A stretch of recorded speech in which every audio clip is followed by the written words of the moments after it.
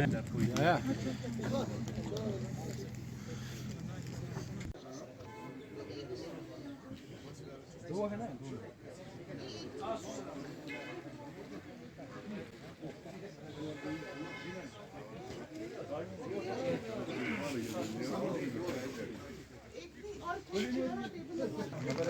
हम एक दो प्लांट्स लगा रहे हैं, बाहर आप आ जाए हैं।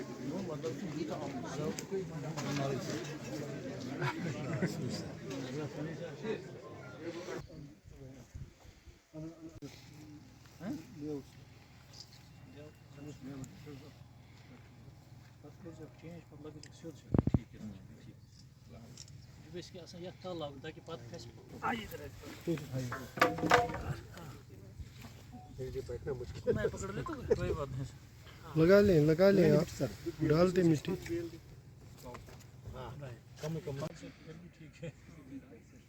उन्होंने 5,000 का था, तो वो जो नर्सरी उनको अभी कटिंग निकली है, फिर से डिफोलिएट निकल के ऑलरेडी रूटेड होंगे, नहीं कटिंग से बनाते हैं।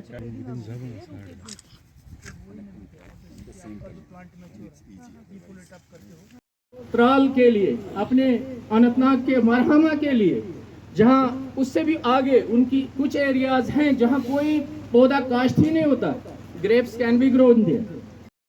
बात कर रहे थे कि यहाँ से हम एक्सपोर्ट क्यों नहीं कर पाएंगे। जरूर एक्सपोर्ट कर पाएंगे। हमारे जो एनेक्स 5 है उसको देखिए, पीएचआई आप जब देखेंगे उसमें पता चलेगा आपको। पत्ते के बिना जो कॉर्डन पूरा है, एक बाल्टी में एकदम सीधी बात बोल रहा हूं, बाल्टी में सल्फर का घोल बनाइए और जैसे बच्चे को नहलाते हैं ना,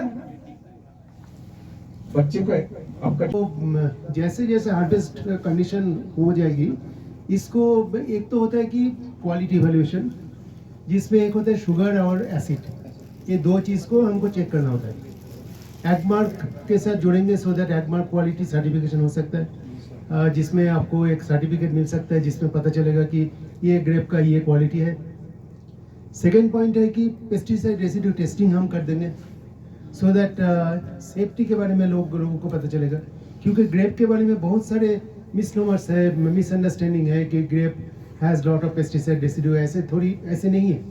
तो इसको प्रूव करने के लिए सम सैंपल्स नेक्स्ट टाइम हम ऐसे करेंगे, डिपार्टमेंट ऑफ हॉर्टिकल्चर के साथ कोऑर्डिनेट करके कुछ सैंपल हम लोग एनआरसी ग्रेप्स में चेक करके आपको देंगे, जिसमें हमको पता चलेगा कि आपके grapes is highly safe for consumption. ये सब मार्केटिंग के लिए ना बहुत बढ़िया सपोर्टिव डॉक्यूमेंट हो जाएंगे। मैंने यहाँ पे ये देखा कि यहाँ पे आपका जो करीब 350 हेक्टेयर्स के आसपास में जो ग्रेप का कल्टीवेशन होता है, उसमें आप मिनिमम केमिकल का इस्तेमाल करके उसको प्रोड्यूस करना चाहते हैं। उसका एक रीज़न है, क्योंकि एक तो ये जो धरती है मेरे लिहाज से, जो कश्मीर की धरती है, वो मैं तो उसको स्वर्ग मानता हूँ, है ना।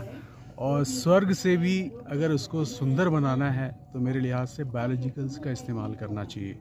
बायोलॉजिकल्स का इस्तेमाल करके आप उसको कंट्रोल कर सकते हैं। जो बीमारियां हैं यहाँ पे और जो पेस्ट लगते हैं उनको आप कंट्रोल कर सकते हैं। उसका रीज़न ये है क्योंकि अभी इसकी कल्टीवेशन होना शुरू हुई है और इसमें बहुत ज़्यादा पेस्ट, बहुत ज़्यादा बीमारियां नहीं लगी हैं अभी।